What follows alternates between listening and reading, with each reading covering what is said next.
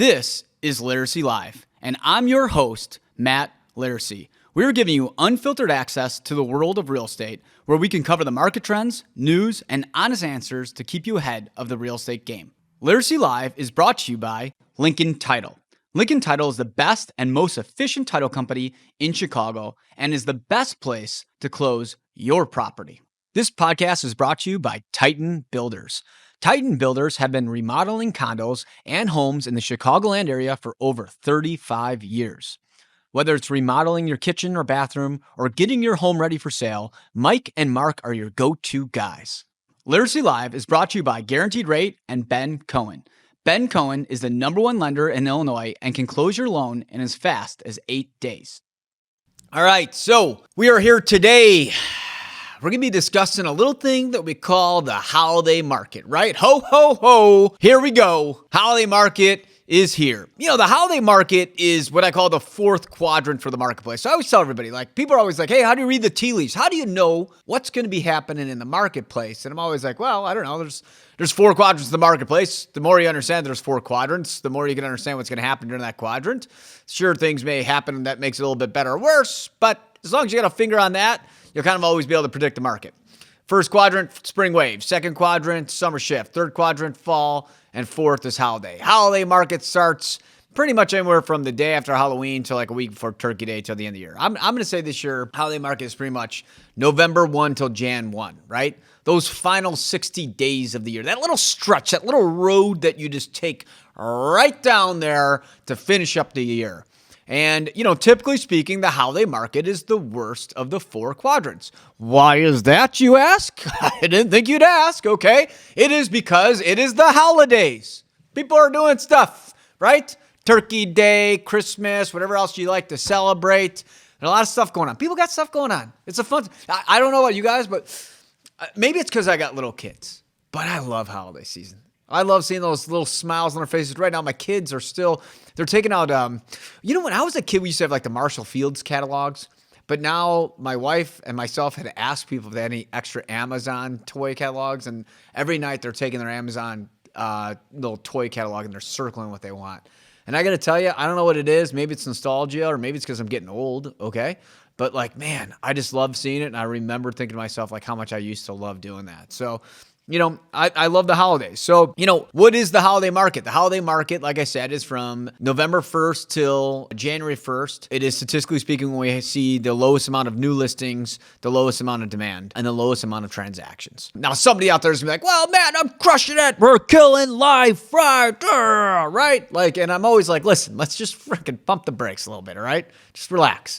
I could sit here and say how awesome, you know, we are. We're going to finish top 3 in the city this year, okay? And I'll tell you, like, not number 1. I'll tell you that. We will not finish number 1. Shout out to who probably, I don't know who's going to do it, but I know that it's not going to be us. We're having the best year ever, but it ain't good enough to beat the other 2. So hats off to them for just killing life. But my point is that we're crushing life and sales, and I'm not crushing life in the fourth quarter. And I know for a fact nobody else is because I literally could just pull anybody's numbers. So like, I just tell you is that like, you know, we'll close 40 to 50 million in like April, okay, a month. And in like, you know, November, December, we'll close like 20, 24 million. That's a big difference. It's half. You know, I'm not good at math. I got a 20 in my ACT, but you know, 20 compared to 40 is half. So just note that it's a slower market. So what are we seeing? What is a normal holiday trend? And what are we seeing this year as a holiday trend? So like I just said, it's normally the slowest. This year, I think that it's going to be the busiest holiday season we've seen in recent history. This year is different, right? This is not the same. It's not your normal, like,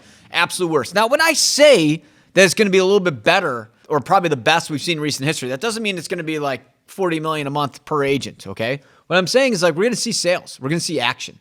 You know, the big thing is that the market's been so hot all year and there's been no inventory. So we have a backlog of buyers. They're just dying to buy something, but there's been nothing on the market, okay? So if any new listing does hit the market, it's going to sell with multiple bids because there's just been nothing new to come on.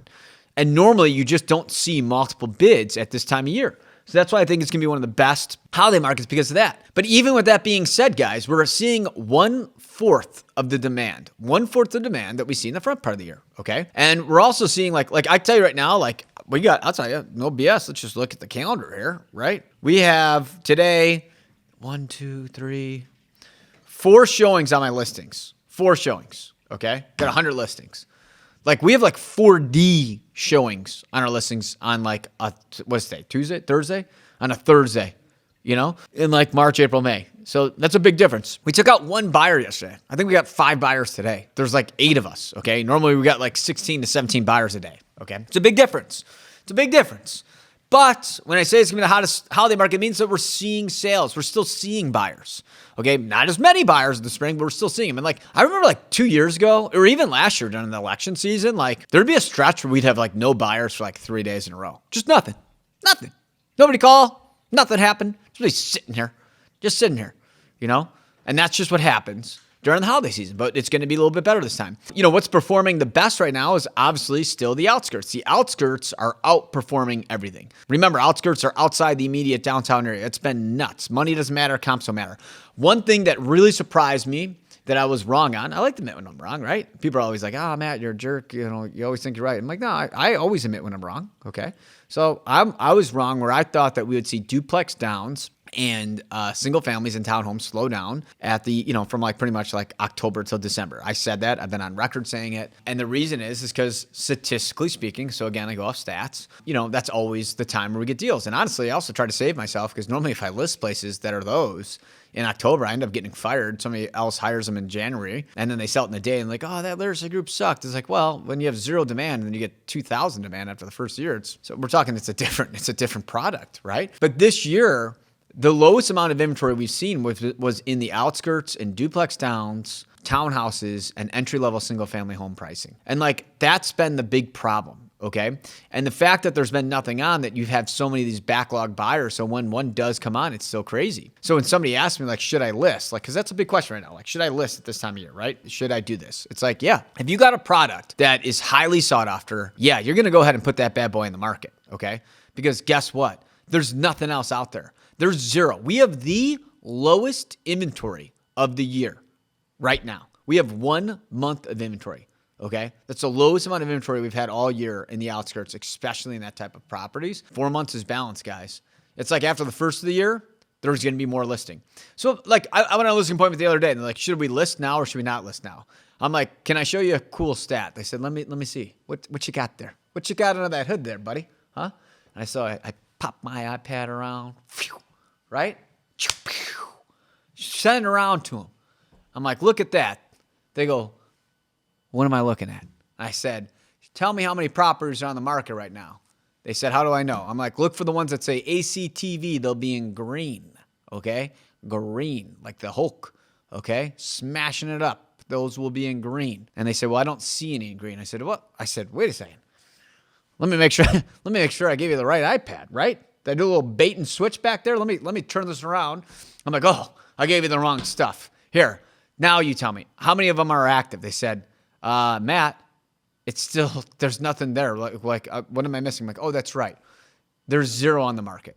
There's literally nothing on the market. So will you tell me? The last 2 that came up sold first day on the market. You have 0 competitors. After the first year, you're going to have competitors. But like, yeah, there's going to be more demand. But like right now, I can guarantee you there's 0 on the market right now. 0. And I know for a fact because I could sell this place. I'm like, I literally have clients who'll buy this place today. Like I'd go on the market. So if somebody asks me, should I list? Yeah, I'm going to tell you yes. On the flip side, guys, this is all relative. If you're a seller out there, you got a penthouse in River North that's $3 million. I'm like, listen, there's like 10 to 12 months of inventory. Like, I haven't had a showing downtown. This is the start. This is what blows my mind. We'll have a listing that somebody paid $2 million for like 3 years ago and put it on the market like 165, and we won't get a showing. Nothing. Crickets. It's like, those old like Western movies, and like they show like those old towns, and they got like those dust balls just like blowing through. That's what I imagine when I think somebody's like, hey, how's the Gold Coast, River North, Shreveville, Loop Market, New Side? That's what I think I'm gonna start doing. We got to get an edited video of just like the dust ball rolling down. Like this is the Loop, this is like the Gold Coast. And then you look at Lincoln Park and it's like, you know what it is? Let's compare it to Holiday. It's like, Jingle All the Way, Arnold Schwarzenegger.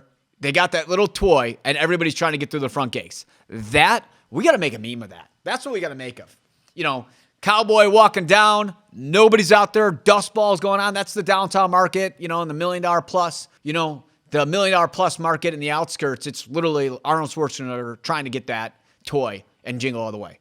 That's the difference. That's the difference in the marketplace. So yeah, if you're going to ask me, should I list now? It's like, well, it's all relative. So when people watch these, you have to remember, like, this is all relative. I need to know what you're selling, where it is, what's the price point.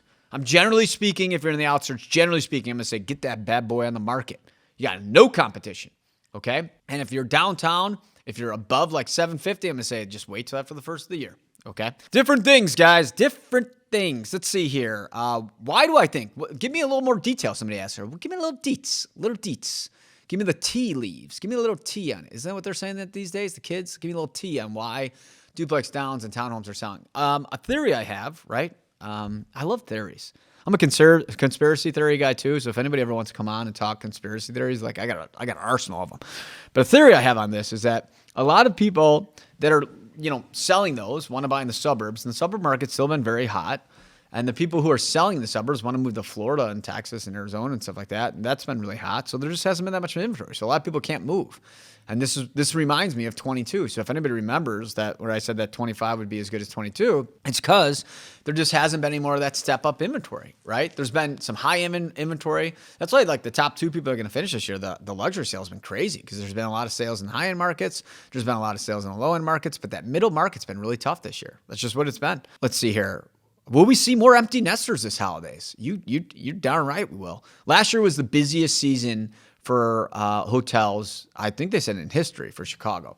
Guess what happens? People come from like these little states. Now, I don't know if you guys ever heard of it. There's one called like Iowa, right? Iowa, Ohio, Wisconsin, Indiana, Michigan, right? So these people, they live in like these cornfields, right? So it's just like one house in a cornfield. There's nothing around for like 600 miles. And then they're like, hey, they get in their car. They got cars out there, I think. I think they got Model Ts, right? From like back in the day in the 20s. They hop in these things and there's no like windshield wipers on it. They don't have automatic windows or anything. They just like drive these things out of like these states and they come in and they're like, oh my God, like people got like flying cars and there's like, oh my God, there's buildings that are bigger than one story and their heads are spinning.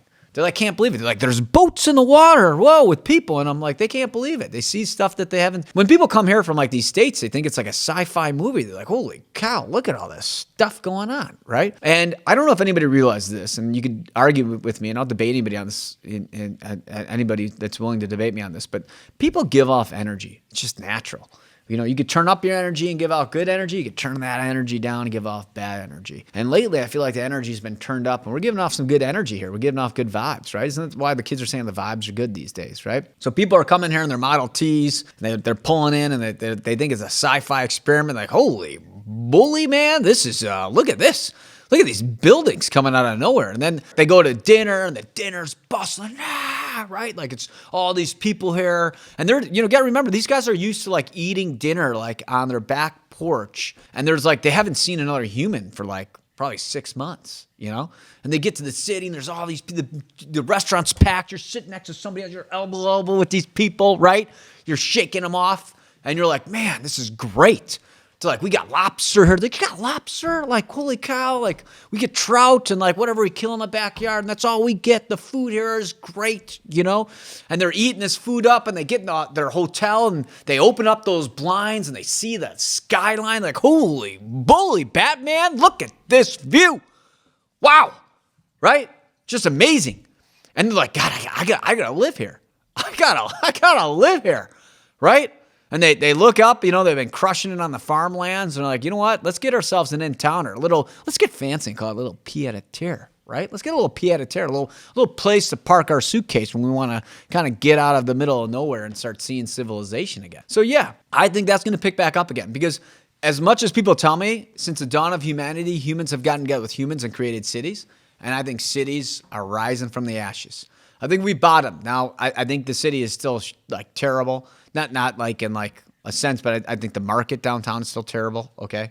So it's still a very tough market. Prices are still down. We're still seeing like a very soft amount of showings. But I think this holiday season is going to help with these out-of-state buyers. Out-of-state buyers and empty nesters are two huge markets for it. And I think when people come down here and they see the Christmas lights and the trees and the people skating on the rink and you go to Chris Kindle. Who doesn't like Chris Kindle Market? We have a tradition every year. We go to Chris Kindle Market. We get ourselves some pretzels. I get like at least 3 gluten vines. Okay. We get spiced nuts.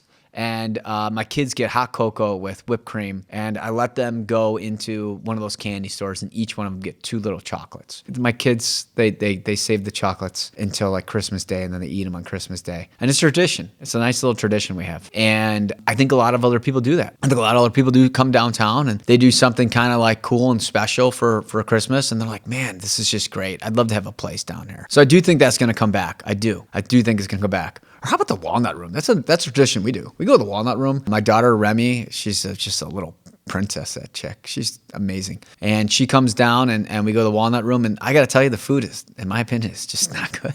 But it's not good. Food isn't good. You wait in line for like an hour to sit down to eat probably less than average cafeteria food. I got like the pot pie that's supposed to be famous last year. I was like inedible. I had like 1 bite. I was like, oh, I can't eat this day because I got to like save calories. I had a bite. I was like, oh my God, it was like cold. I think the thing was, it's a hot pie. I think it was supposed to be hot. It was like literally like ice cold. It was like, this is terrible. They got good drinks. I had a couple drinks, couple God, the Fannie Mae. God, what was the name of that? Franjo's. Somebody out there is going to kill me on this.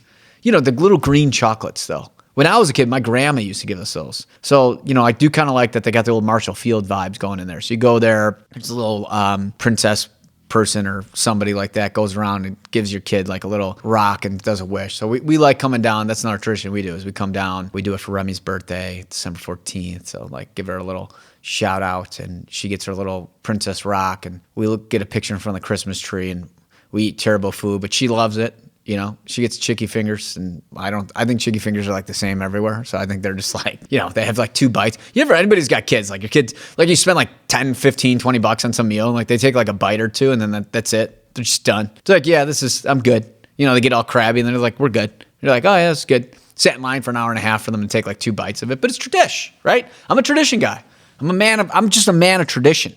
So we do that. But again, like my point of this tangent is just the fact that like, you come down here and you kind of do something traditional with your family. And a lot of people have families. And then you're like, you fall in love with the city. You're like, man, the city's just awesome. A lot of these in-towners, they come down once a month and they do something special with their family, something that they create memories with, right? Because you can't die with your cash, right? And a lot of people, I'm not saying everybody, there's a lot of people struggling life. I'm saying people who got access cash. And there's like 9 million people in Chicagoland proper, There's people who have access to cash and they want to buy a little pied-à-terre, a little in-towner. So I think the holiday season, it's the most magical season of the year. I think a lot of people are going to come down here and kind of do that. Let's see here. Are we seeing a lot of deals die during holiday season? We tend to see quite a bit. People are under a lot of pressure in the holidays. A lot of people have year-end contracts come in, so they have to pay bills. You're going into the holidays. The holidays is expensive, right? A lot of people are traveling. You're getting hotel rooms. All hotels are like quadruple the price. We're going to Disney for our anniversary. My kids love it. And like, I look at the pricing, I'm like, this is just stupid. This is just ridiculous. This is the dumbest thing in the world that we could ever do. And I think everybody else kind of feels it. I think anybody that's traveling just looks at the bill. It's just like, this is stupid. Like, what are we doing? Right? But then again, here, let's play devil's advocate. It's like, well, it's also the slowest time of year. So if anybody wants to enjoy life and see their family, you're kind of screwed. So supply and demand, baby. It's marketing 101, supply and demand. They know we're going to be there and they got the supply and demand's going to go up. So guess what? Those prices are going to go up. But, I think a lot of people are under pressure because they see these bills and they get a little bit more antsy. And, a lot of people fear the worst at this time of year. Everybody kind of second guess themselves. What if next year's not as good, right? The news right now is all dark. If you're on the left or right side, you hate each other. We're all supposed to hate each other's guts and that's only going to get worse. And, inflation's going to come back. And, what if we go to war? And, what if this situation between everybody gets worse and blah, blah, blah, doom, gloom, blah, blah, blah. And I'm always like, listen, like what I do know is that, everybody I meet's pretty awesome. Like I feel like I could talk to a wall if I really wanted to. Like there's very few people I meet that I can't have a good conversation with, no matter where you're from, what you do, what you believe in, whatever it is. Like what I always say, and I said this before in a podcast, I can sit down and talk to you, whether it's family, food, where you're from, history, whatever. I could literally come up with whatever. And people all like talking about stuff, and that's it. You find what somebody likes and you talk about it. And, but right now is people can't find things that, you can talk about that make them happy, and people kind of get a little bit, they start fearing the worst, and that leads to deals dying. People don't realize, like, how does that, people are like, oh, what does that type of fear go to deals? It's like people just start second guessing themselves more. Holiday season is when people really second guess themselves. They just assume the worst. It's the Chicken Little syndrome. You know, we're gonna have a whole podcast about the holiday buyer mentality, but we're gonna leave that for that. But that's this. But I also think people are angry at this time of year. I have a theory on this. So we talked about conspiracy theories earlier. Here's another conspiracy theory. It gets dark earlier, right? 4 or 5 o'clock. I think some people just need sun. I think people need sun. You know, I think in general people need sun, but I think a lot of people need it. And like when they don't get enough of it, they get crabbier, right? So they wake up, the sun's not up yet. So they're kind of like angry. So they wake up mad, right? And then 4 or 5 o'clock comes and the sun's down and now they're mad again. And people are just like lash out more. Now I'm not a guy, I could probably live in a cave and I'd be okay. Like I don't need it. I'm okay with it, you know? But I think a lot of people draw that energy. I think their energy comes from there. I know this makes me sound like a crazy person, but I believe it. Because I'll tell you right now, I feel like we deal with the craziest people during the holidays. And I think weather has something to do with it. And I think that also has to do with why a lot of deals die. With that being said, we also see a lot more people during the holiday season ask for more money during inspections. They want more. Everybody always wants more. People just don't want to win during the holidays. They want to like crush you. They want to like prove that they have it. A lot of people, like the holiday market, the problem is that people want to win. And that's why a lot of deals won't come together because both parties just really want to win. They want to shove it in the other person's face. And like, you know, a good negotiation is where both parties feel like they win, right? Both parties should always feel like they win a little bit. Anytime somebody's got a really bad taste in their mouth, it never ends well. So, you know, sometimes just note this for anything you do in life, for everybody out there, just note that sometimes you got to give a little bit. Sometimes you got to eat a little bit of dirt, okay? Just a little bit, and you'll feel better, all right? And like, yeah, you don't like eating it a little bit, but sometimes it's good to eat a little dirt to make sure the other person feels like, you know, they got a little bit of win. They feel good about it too. And that's the way a real negotiation works. What about travel? How's travel going to affect showings? So when we talk about this is actually going to compete with the other one. That are we still seeing a lot of showings and how travel is affected? I mean, like showings always slow down and travel has a lot to do with it, right? I said this, I said the reason the last 2 months of summer would be bad is because like nobody's gonna be in town, everybody's gonna be traveling. Well, the same thing with the holiday market, right? So during the holiday market, people are going, right? A lot of people are married or in some serious relationship and their significant other lives in a different state or lives in a different part of town. So you do Thanksgiving at one house and you do Christmas at the other house. And then there's a lot of people out there that have friends and their friends live in different states or different countries and they want to go visit them and, you know, spend a little bit of holidays with them. And, you know, if you're older, like you have, not only do you and your significant other maybe have families that live in different parts of the country, but now you got kids and your kids are older and they live in different parts of the country. So they're traveling around. So like people just got a lot of stuff going on. So if people got a lot of stuff going on and they're traveling a lot, guess what? That's going to affect the amount of times they're in town. If they're not in town as much, there's not going to be as many showings. And on the flip side, a lot of people who want to list right now can't list because they're like, hey, listen, like, you know, we put the Christmas tree up, we're gone this weekend, next weekend, and 2 weekends from there. Then we're gone like the last half of December. And like, I just not going to have anybody like at my house. And I just don't feel comfortable with people coming through my place. So that's another reason why we don't see as many listings at the market. And if we don't have to see as many listings at the market because people are traveling, guess what happens? We'll get less showings. So again, this is all kind of like a domino effect. It's all kind of interconnected. Which holiday is the busiest? I will say that I probably get the most calls and most emails on Christmas Day itself. Like Thanksgiving, like most people in America will celebrate or go to. Like even if you're not like from America, like people will do something on Thanksgiving. New Year's Day is my slowest time of the year. That's literally why I got married on New Year's Eve. This is no joke. I got married on New Year's Eve because New Year's Eve and New Year's Day is when I get the least amount of emails, calls, and texts a day. So I literally planned my wedding around. Christmas Day is crazy. Christmas Day, I don't know what it is, but it's just nuts. But it's also because like we have to remember is that like, you know, not a lot of people celebrate Christmas, right? So if you're Jewish or Muslim or whatever, like you're not celebrating Christmas. If you're international, you're not celebrating Christmas. And everybody's got off work, right? So like, you know, that's like, and Chicago's a melting pot, right? We have people from all walks of life, right? All religions, all internationals, everything. So, you know, I get a lot of people who are like, hey, I got nothing going on.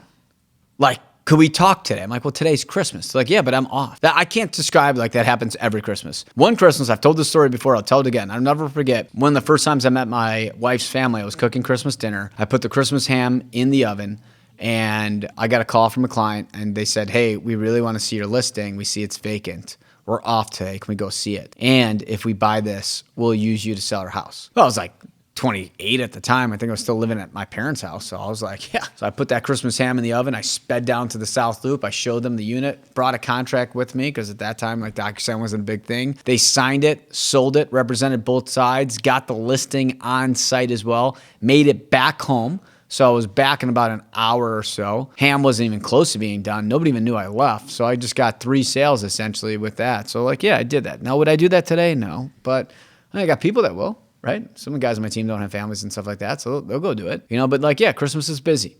It's busy. But it kind of dies down in the night. But it's always Christmas morning and stuff. That's kind of crazy. Multiple bids still a big thing. Yes, in the outskirts, multiple bids are going to be big throughout the rest of the holiday market. What about pocket listings? Yeah, so pocket listings are going to probably be one of your most popular listings this time of year. So most new listings, probably close to 50% of new listings are just going to go in the pocket. So a pocket listing is a listing that's not on the market yet, but coming soon. So a lot of people, I talk a lot of crap about pocket listings, but I'll tell you, a lot of people will put stuff in the pockets at this time of year solely because of what I said earlier is a lot of people are traveling, they got stuff going on. So like, hey, listen, I want to eat a bunch of market time. If you got something that's super serious, I'll show it, but otherwise we'll list after the first of the year. So that's why you're going to see a big increase in pocket listings. If you're a buyer, can you get a better deal now? Yeah. I'm telling you right now, remember this, clip it, clip. Prices are going up 5 to 10% after the first year. Prices will be going up 5 to 10% after the first of the year. What is overpriced today will be underpriced tomorrow. Remember that. What's overpriced today is underpriced tomorrow. People are like, I don't want to overpay for it. They're asking $550. It's over $600. I don't want to do it. It's like, okay, you don't want to go to $600, but guess what? Once that closes at $600, guess what the neighbor's going to come up for? $625. When that goes for $625 and gets bid up to $650, guess what? The next one's going to come out at $650. So you could have got it at $600. Now the going rate's $700. 5 to 10%, mark my words. Prices in the outskirts will be up 5 to 10% after the first of the year. So yeah, if you want a good deal, you want to not have like a bunch of offers. When I say you have a fourth of demand, here's the difference. Like things are still selling, things are still getting a good price. Something today that has 5 offers is going to have 15 offers after the first of the year. That's the market. That's how it's going to change. That's it. Covered a lot. Got a lot of stuff going on. Talking about the holiday market. Our next podcast is going to be about the holiday buyer. Whew, watch out for that one. Chicken Little syndrome coming. I'm not going to make any spoilers. But that's all we got for you. Thanks for listening to Laricy Live.